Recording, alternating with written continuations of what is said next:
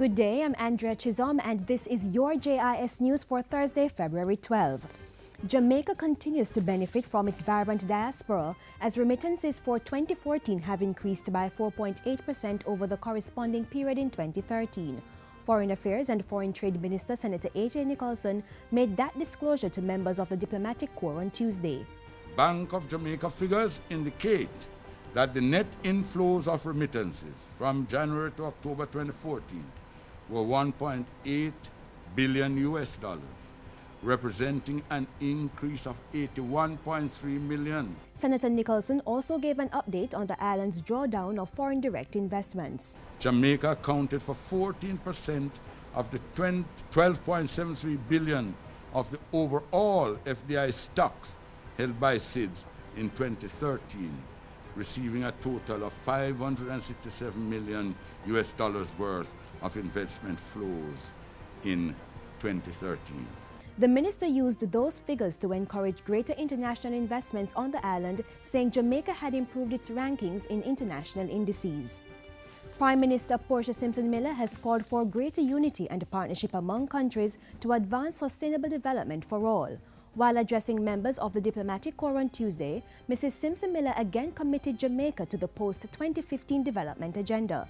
But she again urged Jamaica's diplomatic partners to join the United Nations Secretary General's call for 2015 to be the year of action on a number of cross-cutting issues affecting the world.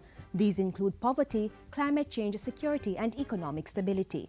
We recognize that a collective response in the global spirit of cooperation and concern for each other's welfare will ensure that we leave a lasting and sustainable legacy. The Ministry of Agriculture will be stepping up its Irish potato and onion production this year. CEO of the Rural Agricultural Development Authority, Lenworth Fulton, says RADA is aiming to have local farmers producing the country's total demand for onion by the year 2018. Meanwhile, Irish potato production is to be increased by 285 hectares, yielding a possible 33 million pounds of the crop. Our demand for local consumption is around 35 million pounds per year. Last year we did approximately 915 hectares of Irish potato. This year we expect to do 1,200 hectares. And this 1,200 hectares, if we are not struck with the drought as last year, would give us probably 32 million pounds of Irish potato. More farmers are also expected to be drafted into production under the Irish Potato Woman and Youth Program, which is in its second year. Mr. Fulton says 186 young people are already involved in the program, and the goal is to add another 150 to 180 this year. Government has pledged another $70 million to help needy medical students enrolled at the University of the West Indies, UWI. The funds are in addition to the regular country stipend given to the university. In order to make sure that those students who wish to enhance the medical system in Jamaica are supported. The Education Minister made the announcement while speaking recently at the opening of the UWI Mona's Faculty of Medical Sciences complex. Last year, the Ministry of Education and the National Health Fund provided additional support of $130 million to medical students who were unable to pay their tuition. 1 of 4 out-of-service elevators at the Kingston Public Hospital is now back in operation. The 4 elevators were down for some time and severely hampered surgeries at the hospital. But Health Minister Dr. Fenton Ferguson says Elevator 4 is now working, while work continues to get the others up and running soon.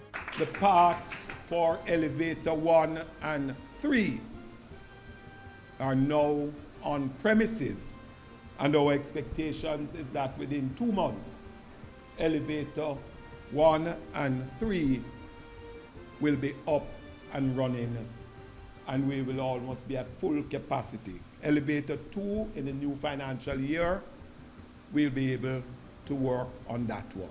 Dr. Ferguson was speaking at the recent groundbreaking ceremony for the renovation of the Hagley Park Health Center. And finally, the Jamaican Copyright Licensing Agency, JAMCOPY, is partnering with the Jamaican Writers Society to further promote the creative industries through a literary awards program. JAMCOPY is providing $1.5 million to help stage the biennial Lignum Vitae Writing Awards in 2015. Industry State Minister Sharon Folks Abrams says the event will highlight and celebrate Jamaican literature. The government of Jamaica is very focused on the creative industries. As some of you already know, the Prime Minister has a creative industries board and a commission that she's working on with many of the creative persons in our society. And we are in fact developing a policy. And what we want to do is make it an industry so that you can monetize your talent.